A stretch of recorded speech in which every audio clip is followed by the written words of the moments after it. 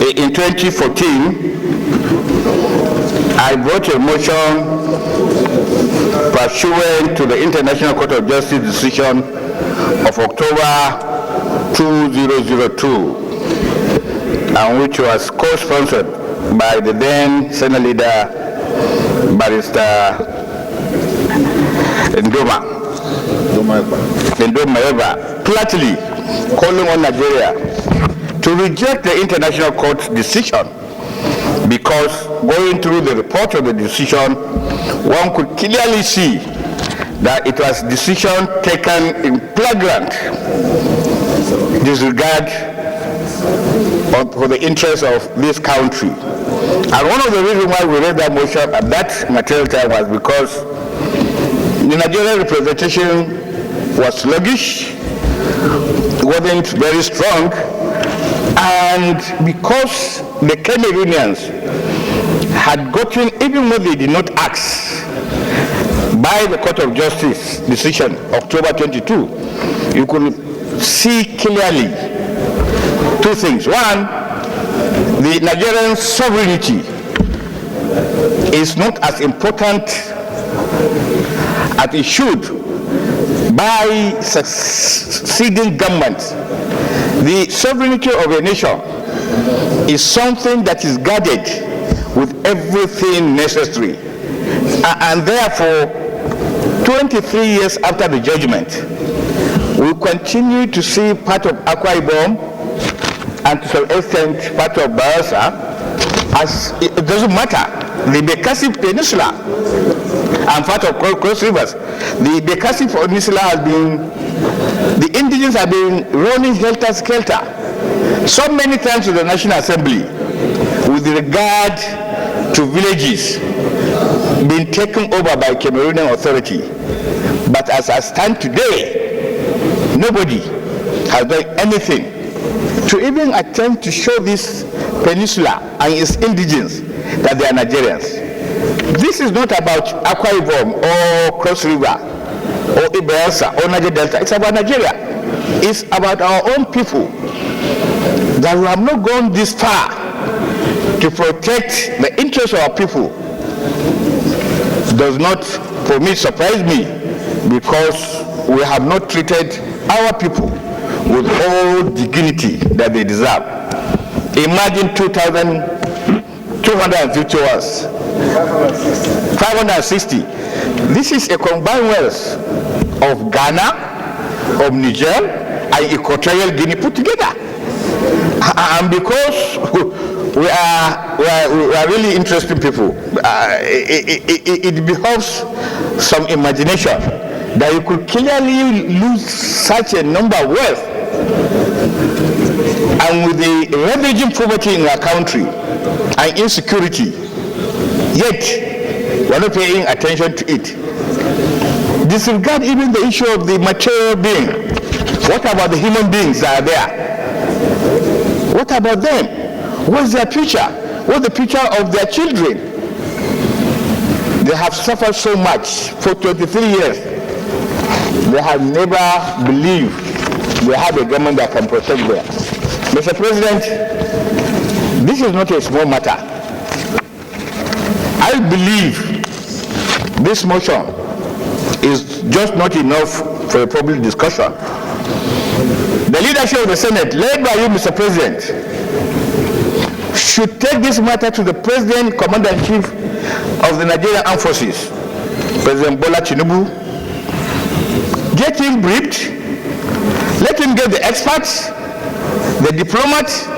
Let him also look at the International Court of Justice judgment of 2002. We know why that judgment was given against Nigeria. We were trying to tell the world that we are a good boy, that we are a good country, and therefore, without exchange of fire, we just give up our inherited homelands. And there are no tangible reasons why we did what we did. And when we were invited in the leadership in 2014 by the then President Goodluck Jonathan at the Villa, I was there. The entire leadership of the National Assembly was called.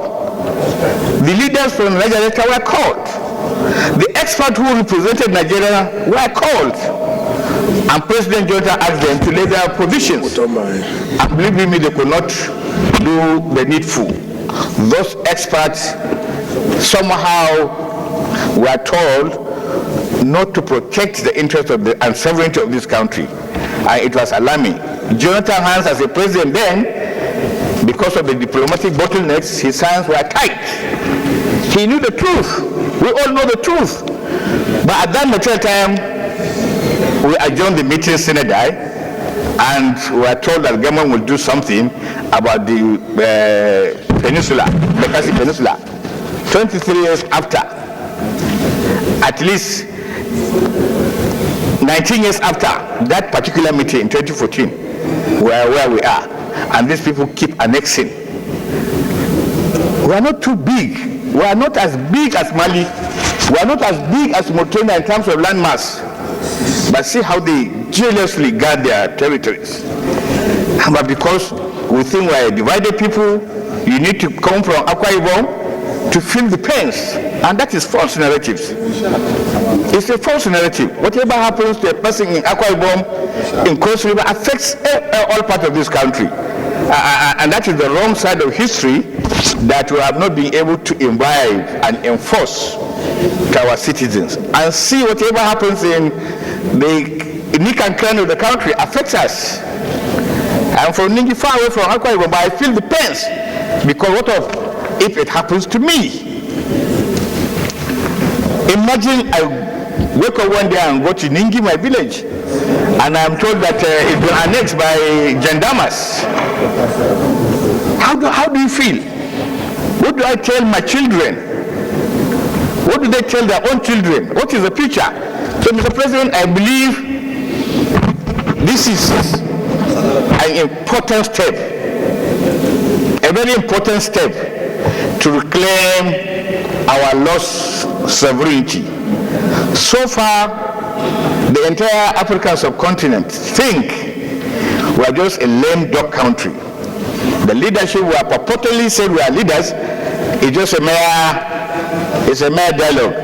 It's a mere giant of Africa. That Africa is a cornerstone of our foreign policy shall further be revisited, because the cornerstone of Nigerian foreign policy is Africa. That means whatever is Africa is our priority.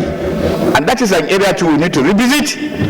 Yes, we are the leaders. Yes, we are more populous, but we have not been given our dues by some little African countries who should have ordinarily behaved that we are there for them in their good days, in their bad days. So, Mr. President, I believe this is a timeless motion, and it should not just be any other motion. This motion should be taken with all seriousness. And before the end of the week, we will want the leadership of this Senate. We want to call the leadership of the Senate and get a report of their meeting with the President and Commander-in-Chief on this matter. It is important by next week we'll get a report for you, Mr. Senate President, that you have met with the President and there are things put in motion in alleviating this crisis. Otherwise, thank you. Yes, distinguished Senator Jimoh Ibrahim. Thank you very much, Mr. Senate President. My distinguished colleagues, my name is Jimoh Ibrahim Folosho.